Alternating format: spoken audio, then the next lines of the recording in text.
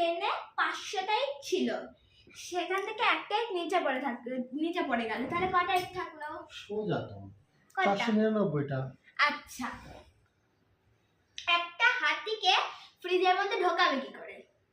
একটা বড় deep fridge কিনতে হবে, দিয়ে একটা জেসিবি নিয়ে এসে তুলে ঢুকিয়ে দিতে হবে। না, ফ্রিজের দরজাটা খোলা, হাতিটাকে ঢুকিয়ে দাও। ওই বড় ফ্রিজ। হ্যাঁ, ঠিক আছে, তাই হবে। আচ্ছা, এবার একটা সিংহকে কিভাবে ঢুকাবে? সিংহটাকে ফ্রিজ দরজাটা খোলো, ঢুকিয়ে দাও ফ্রিজের মধ্যে। হাতিটাকে বের করবে না?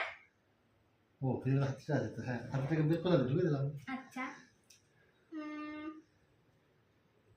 এবার বলো, একটা কি হচ্ছে জিরাফের বার্থডে, সব পশুরা এসছে, শুধু একজনেই আসেনি।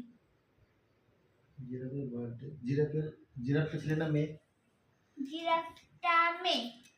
ওর বয়ফ্রেন্ড আসেনি না, তাহলে? আর সিংহটা তো ফ্রিজের মধ্যে, সিংহটা আসেনি। ও তো ফ্রিজের মধ্যে বসে আছে না। আচ্ছা, ঠিক। আর তুমি ধর একটা ব্রিজের উপর দিয়ে যাচ্ছ, আর নিচে জল, ওর মধ্যে অনেক কুমির, হ্যাঁ, দিয়ে তুমি ধর পড়ে গেলে, তাহলে কিভাবে বেঁচে উঠবে?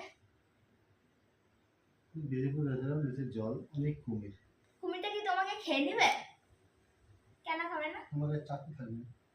চাকুটা কিচ্ছু থাকবে না। তাহলে তো রাম রাম সত্য হয়ে যাবে আমার। আরে সব পশুরাই তো ইয়ের বার্থডে দেয় আছে জিরাফের।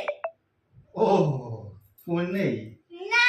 তাহলে ঠিক আছে। আচ্ছা, তুমি তার সাঁতার কেটে চলে আসলে, দিয়ে তুমি রাস্তা দিয়ে যাচ্ছ, রাস্তা দিয়ে যেতে যেতে তুমি হঠাৎ করে মাথা ঘুরে পড়ে গেলে। কেন পড়লে? কিভাবে পড়লে? সূর্যের সানস্ট্রোক। যেই 500টা থেকে একটা ইট পড়েছিল না, ওইটা তোমার মাথাতেই পড়েছিল, তার জন্য তুমি মাথা ঘুরে পড়ে গেছো। ও বাবা, ব্রেনটাও গেছে। বাবা।